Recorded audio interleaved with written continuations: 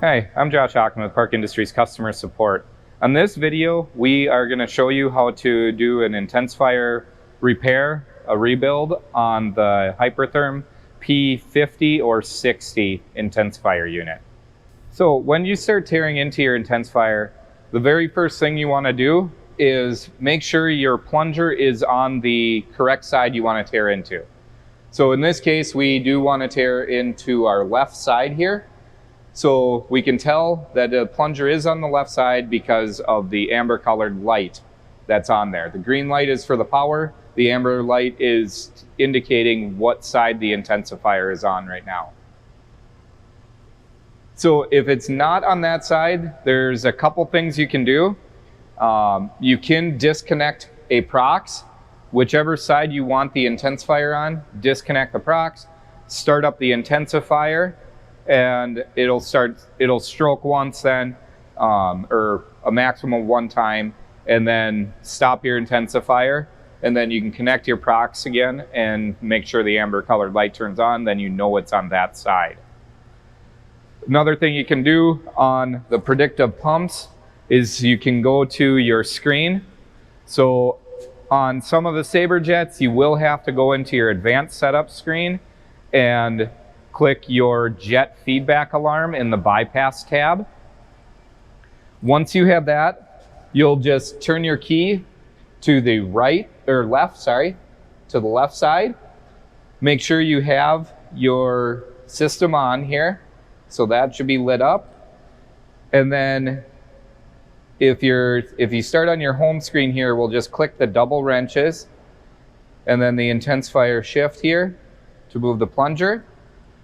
Use your green button, the cool down mode, to start the pump up, and then just hit the arrow to whichever side you want that stroke to. And then just double check your proxes to make sure that those are good. Okay, now that we know our plunger is on the correct side because we have our amber colored light, we'll power down here and we'll start tearing into our intensifier. You do want to make sure also, before you start tearing in, your gauges are dropped to 0 on your incoming water pressure here and your high pressure gauge on the machine. So we'll start by just cracking this high pressure line loose. Do that slowly. Make sure you don't get sprayed. I'm just going to crack it loose. I'm also going to come to the opposite end of my line and loosen up this one. You don't have to take it all the way out, just have it loose so the line can fall into place here. Now you will get some water that's inside the line and stuff built up come out. You can take some rags if you want, soak that up right away to catch that. Okay, sometimes you do have enough room that you're able to pull the line out enough to get it to spin over to the other side.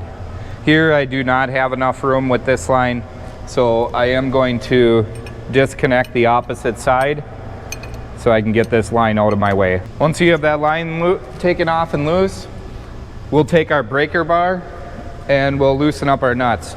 Make sure you are using a breaker bar, not the torque wrench, to break these loose. And we're gonna break them loose evenly.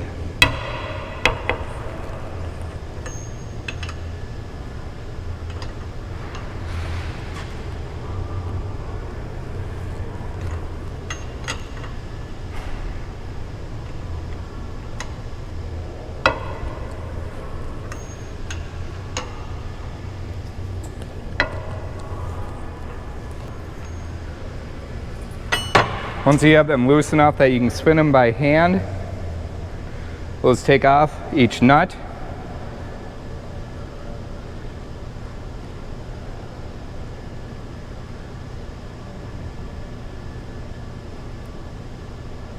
And when you take these off, you do want to make sure you set them in a fashion that you'll be able to remember.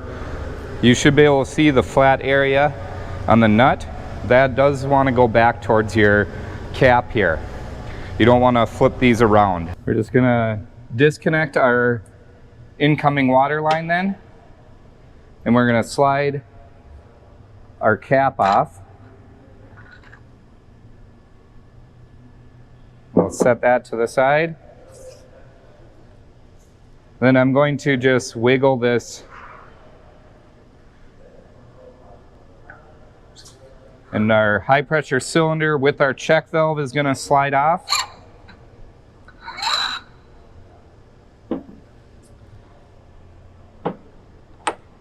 And then I'm going to take our check valve out, and we're going to bring this to a workbench and start examining this check valve and show you what you're all looking for here. Okay, so here I have the high pressure cylinder then with the low pressure poppet in it. And we'll take a look at this then. So I have my cylinder standing up, so my low pressure poppet is on the bottom side here. And first thing I'm looking for, just to note, is what kind of condition this surface is at. You can see where it pushes the hardest on the high pressure cylinder to seal this off. If this does get too rough, you may have issues with the high pressure cylinder sealing off.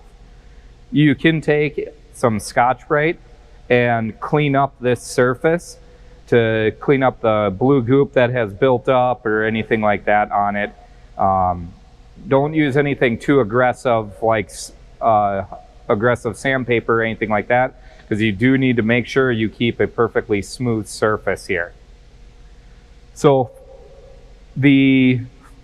with the overstroke, if it's a high pressure poppet issue or low pressure poppet issue, I'm looking at the low pressure poppet and seeing if there's any imperfections on the face of it, because this face here is what seals off against the face of your check valve there.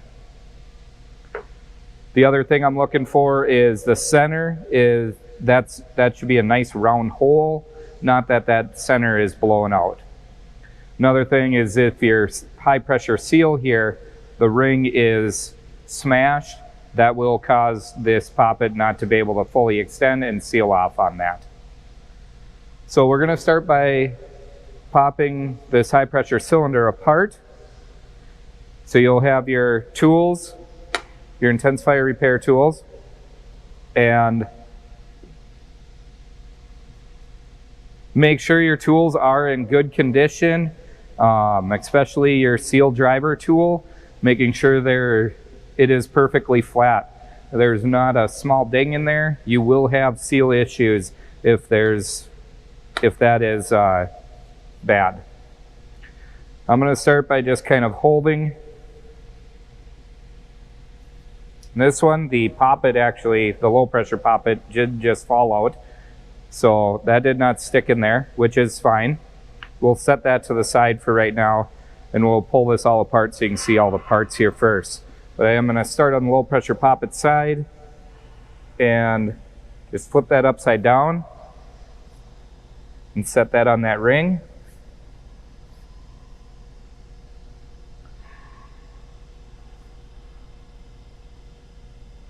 Then I'm going to take my driver with the tapered end here and just a rubber mallet and just give it a couple taps, and it should drive everything down and push the seal out the other side. I'm going to flip that over. So here's my first high pressure seal.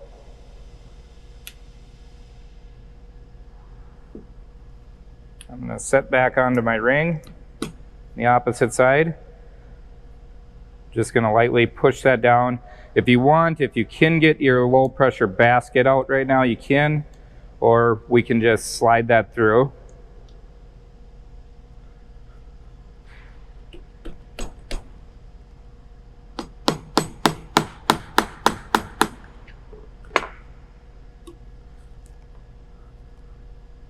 Is that coming? I'm going to try. Just going to pop my spacer tube out here and take my low pressure basket out so I can put a little more pressure on it.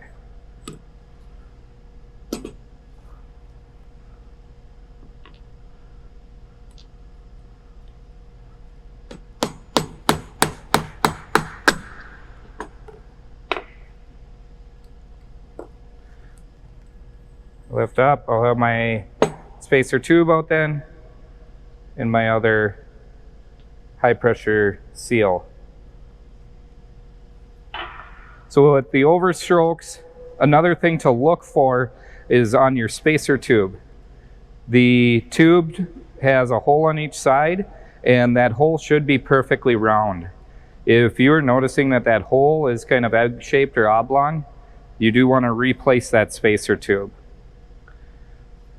Checking out our cylinder here, and all these parts are pretty clean. Clean them up before you do your tests here, but the spacer tube, I want to make sure that that spacer tube slides in nice.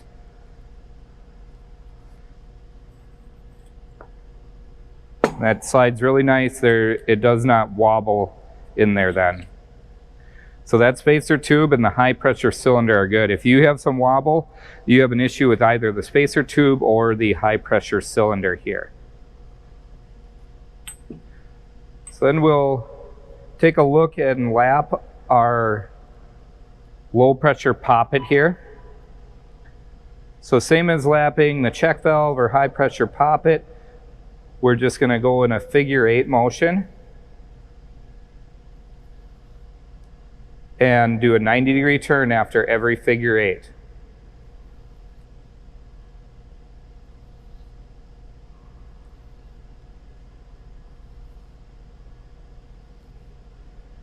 And you'll just keep repeating that until your surface looks nice and smooth and you can see the cross hatching. So when you angle it, you can see on the light the cut lines going in every direction here. If you cannot get the imperfections out, you will need to replace that low pressure poppet. I'm also going to inspect my basket, my low pressure poppet basket. Make sure that that slides right down in with ease into the spacer tube, and I don't have any play in there at all. You can, at this time, if you want to just double check while everything's apart, the low pressure poppet, and drop that in there. Make sure you get it in there nice and flat, and that should just drop right in there. You can also just put your finger over it and make sure that it does move in that basket there. And we will do another check once we get our assembly together here.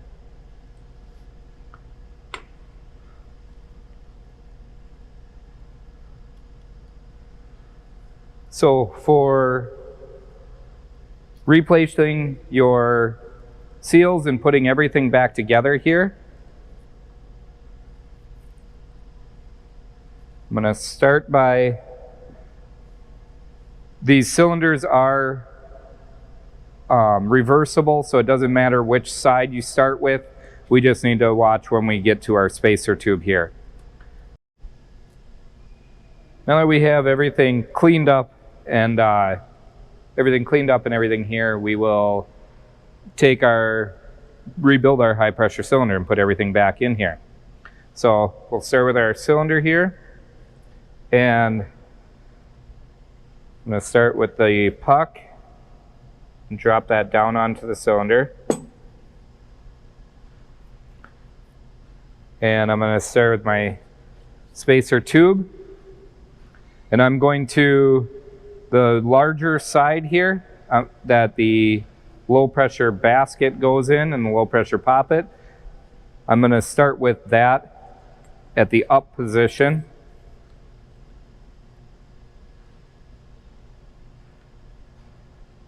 We will take our tools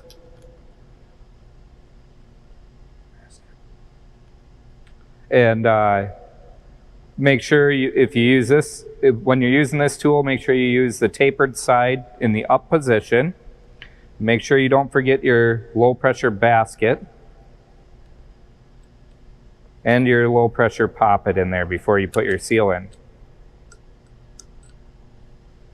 Make sure that that low pressure basket is sitting nice and flush with the spacer tube.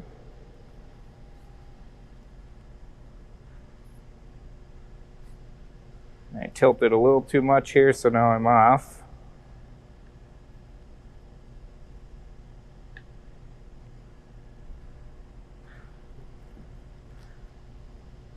And then we'll drop our low pressure poppet in. Make sure you don't have any blue goop, high pressure grease, or anything in that basket for that poppet. We'll put our tools back. And take our high pressure seal and put some high pressure grease on it.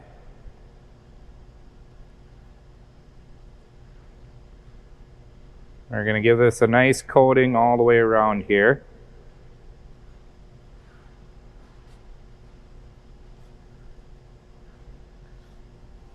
Now I'm going to put my high pressure seal in. The seal side, the red side, will go down. We're just going to slide that in until we just feel a little bit of resistance, keeping that seal nice and level. Then we'll take our tool with the large diameter end here, and we'll just push that seal right down onto there.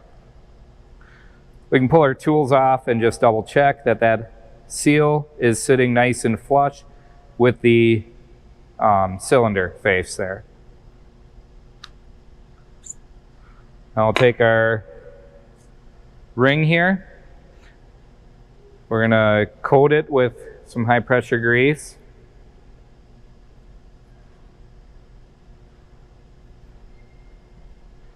We're going to look at a ring, and it has a side that is sharper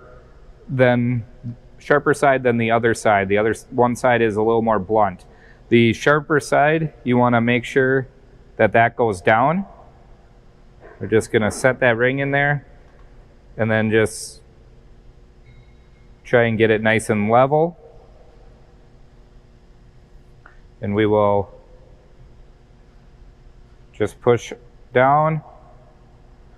And then I'm just going to pop this up and double check that it still looks nice and level here. And then we'll just give it a small tap with the rubber mallet. And we can pull our tools off and double check. The metal ring should be nice and level with the surface of the high pressure cylinder. And the blue ring usually is just a hair down below it, if not level with it. So now once you get that down in there, you want to take your check valve assembly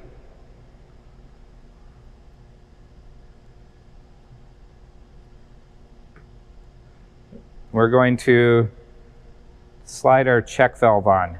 Now you do not want to get aggressive with this. If you do, you do take a high chance of damaging that high pressure seal. And if that gets damaged, then you will have issues with it. It will cause the low pressure poppet not to be able to seal off. So we're just going to rotate it and slowly just push it down. You should be able to get it by hand here. You should be able to just barely see the brass ring around it. Once you have that seated down in there, we want to hold everything together, tip our cylinder here, and we'll take out the puck.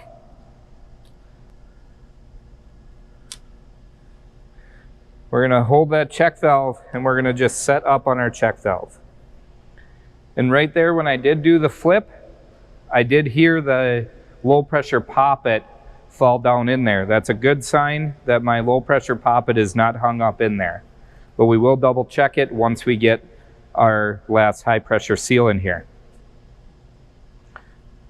So start by putting our ring on and our tube. Grab a little high pressure grease here and the high pressure seal and put a light coat around the entire thing. We'll slide that down in there, keeping that seal nice and level.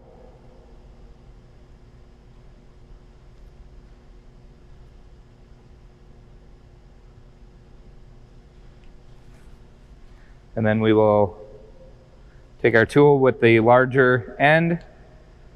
We're just going to push down on there.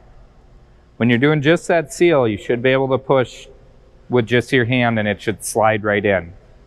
We're going to make sure our tool bottoms out. Pop our tools off. And we'll just double check that that seal is nice and level with the top of the high pressure cylinder. Then we'll take our last ring here.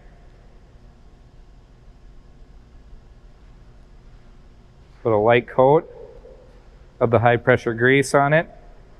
And just double checking once again that the sharper side is going down. I'm just going to set that in there nice and level.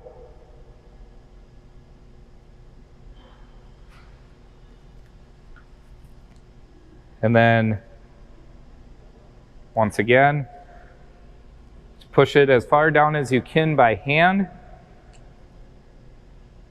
And we're just going to make sure, don't take the top tools off, but just make sure the ring looks nice and level in there yet. And once we got it as far in as we can by hand, we'll take a rubber mallet.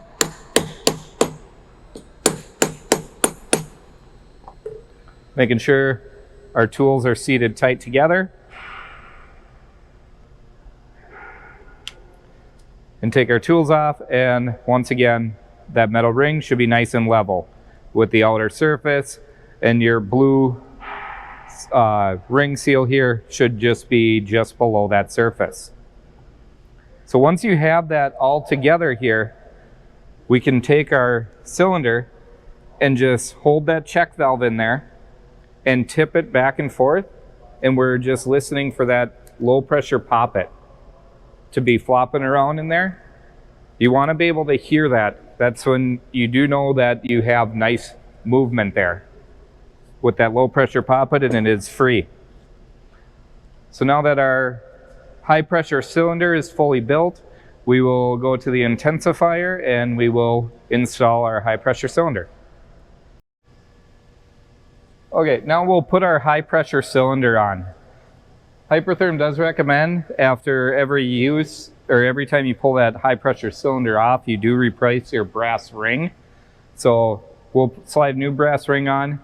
Make sure you do have the weep hole facing straight down. There's one on each side, so one will be up, one will be down.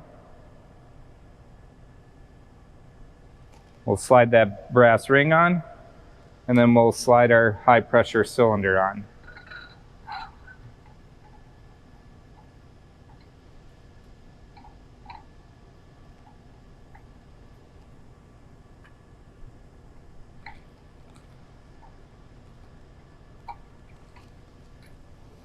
Making sure we're lining up here.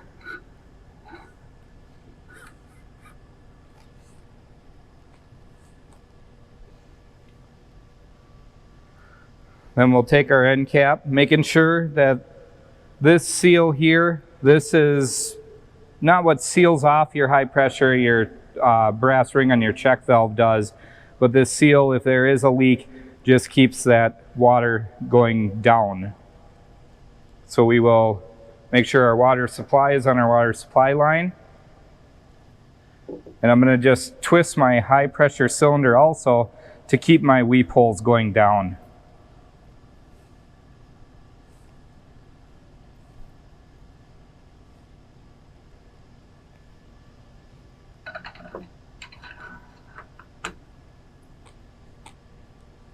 Slide our cap on, and then we'll put our nuts on.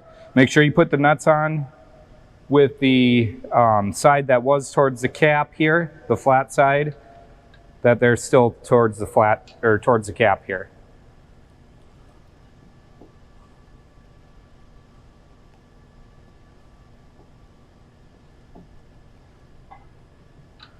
And then just make sure you're putting your nuts on, or pushing that cap evenly on. I'm going to go around and get it as tight as I can by hand, evenly tightening all of them. Okay, once I can't tighten them by hand anymore, we'll grab the torque wrench and we'll have to torque them. So we are starting at 50-pound increments on our torque wrench. And so we're going to start at 50 pounds, torque each one in a star pattern, add another 50 pounds, and then we're ending at 275.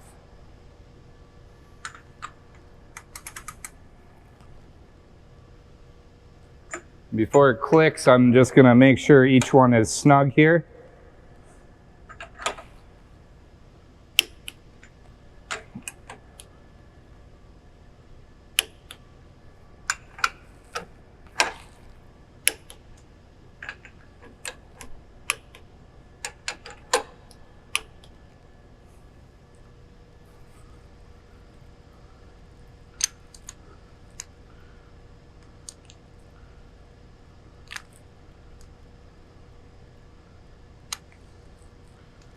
So that was 50 pounds. Now we'll do 100.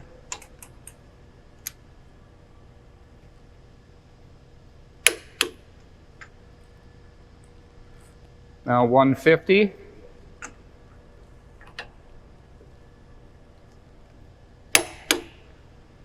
Do 200.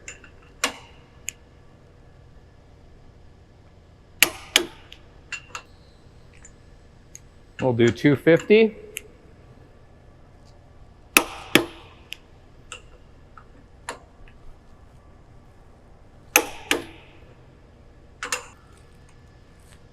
And we'll end at 275.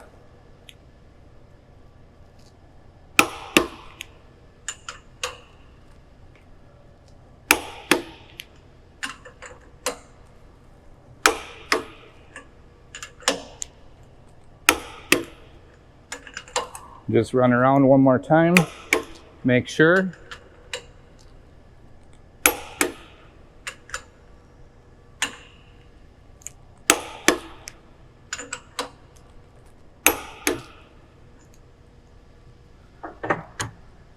Once you have them all torqued, we can connect our incoming water line back up. And then we can reconnect our high pressure line. You do want to, when you're connecting your high pressure line, you want to make sure you have the 3 threads exposed and make sure the 3 threads are exposed between the collar and the taper.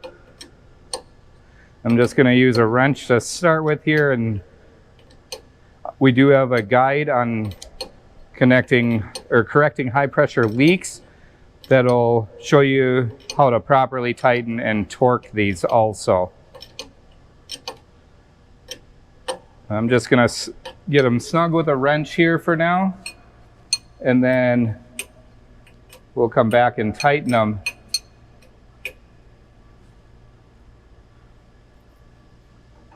We'll torque them, and then we'll be able to do our testing. But that's what it takes to troubleshoot an overstroke issue or rebuilding the cylinder here. As always, if you have any questions, please give our customer service department a call, and we'd be glad to help. Thank you.